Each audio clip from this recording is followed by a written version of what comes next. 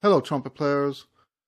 Today we're going to talk about endurance, but we're going to talk about it from the other side. We're going to talk about it from beyond endurance.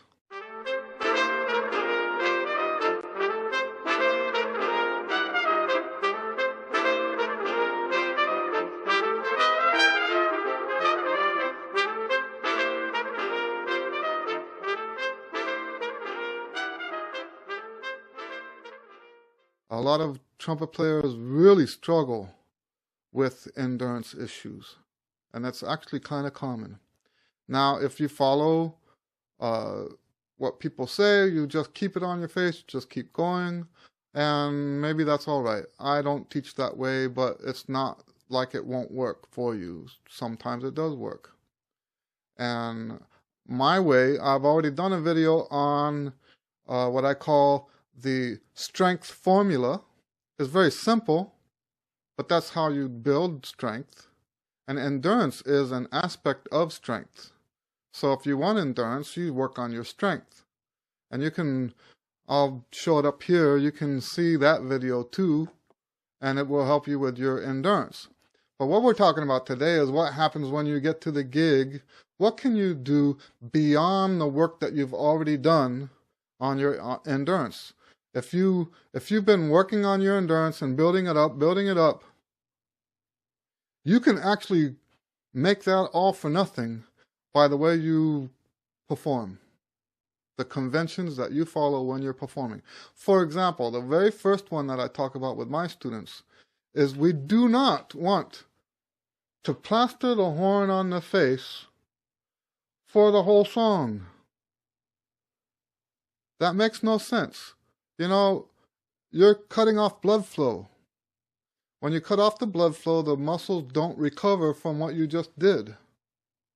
So if you have a 16-measure phrase with goose eggs all over it, goose eggs are whole notes, you know that the long notes are the ones that make you tired. It's not the short notes. You can go all day and it's not going to make you tired.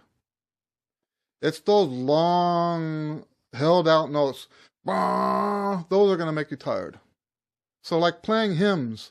You know, I read Herbert L. Clark's autobiography. That's how he said he worked on his endurance. He just kept playing hymns over and over and over again until he could do a lot of them. But of course that, again, falls on the preparation side of working on your endurance. Today we're talking about what do you do on the gig? And that's the first thing. Take the horn off your lips.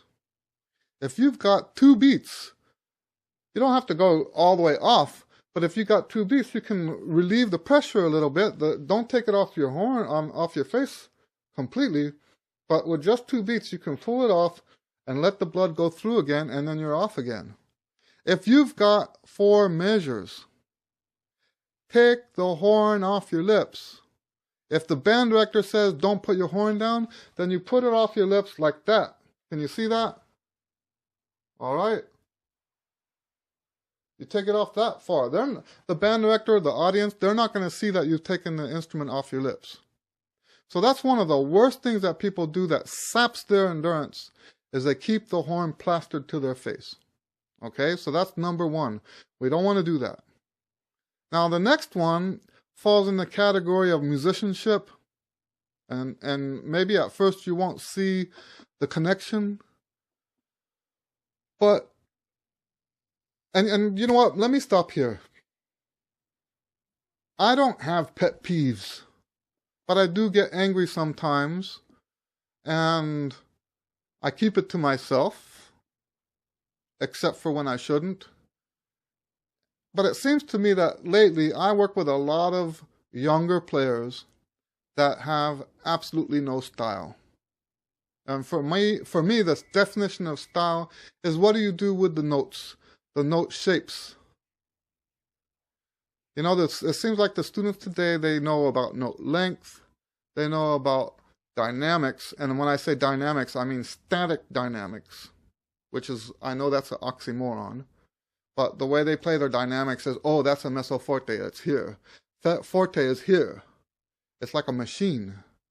They're not actually listening to what's going on around them. But worse than anything else is what they're doing with their note shapes.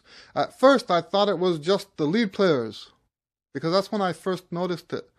They go ba ba ba ba ba ba ba ba. It's like honking a horn, right? You know, not only is that disgusting sounding, it's also sapping all of your endurance out.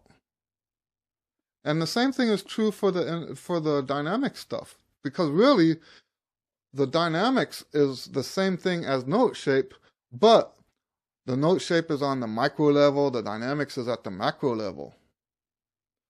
And so, you know, I was taught in school that a note should never, unless written otherwise, a note should never do nothing. And I know that's a double negative, okay? If we word it the other way, the note should always do something. It should never be horn honking. Okay? The note should be growing, diminishing. It should, you know, there's so many different things you can do with a note. Now, what does that have to do with endurance? We know that playing louder makes you more tired. If you didn't know that, now you do. The louder you play, the more quickly you will be fatigued. So, now if you have a note that's 1 beat long, and you play it like you're honking a horn, the whole note is that volume. If you put some shape on that note, now the whole note, I'm going backwards, now the whole note is half of the volume. Statistically, you're playing at half the volume. Now to the listener's ear, it actually sounds louder. That's the weird thing, right? These guys that play like they're honking a horn, even though scientifically, if you want to measure it mathematically, they're playing louder than the guys with the note shape. But the guys with the note shape sound louder. Why is that? Because of contrast. Without contrast, there's no reference to the people listening to hear volume. All right? Honking gives you none of that. So this is, I think out of all the things that we do that ruin our endurance, I think this is the worst. And it's not just the worst in the case of how it saps your endurance, but it's also disgusting. All right? It's also really disgusting. That kind of playing, that's why I get angry, because the guys who I play with sitting next to me, it's like they're completely oblivious to the fact that they're honking and they're playing next to someone that has note shape in there, and note shape, phrasing, tapering long notes or swelling on long notes. So if you look at it mathematically, someone who does phrasing, someone who does shaping the notes, someone who plays real dynamics, that person is playing half of the volume and therefore going to have half of the demand on their face. That's something to consider, right? There's also other stuff that I don't think I'm going to go into today. This is just, let's say this is an introduction to my whole beyond endurance concept. Now, I gave you two of the most important ones. Don't plaster the trumpet to your face. Take it off when you have time. Okay? But also, more important than that is the note shapes and phrasing and stuff like that. Because it takes 50% of the demand away from you. Now, if you're one of those people, now, how are you going to know if you're one of those people who just honk the notes? If you can't hear it while you're playing it, make a recording. If you can't hear it while you're playing it, make a recording of yourself playing and listen. Do you have, so here's a melody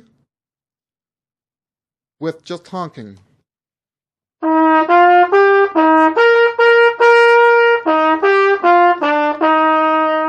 And here, I'm just for emphasis, I'm going to put staccatos on there that have a note shape that diminishes all of the notes.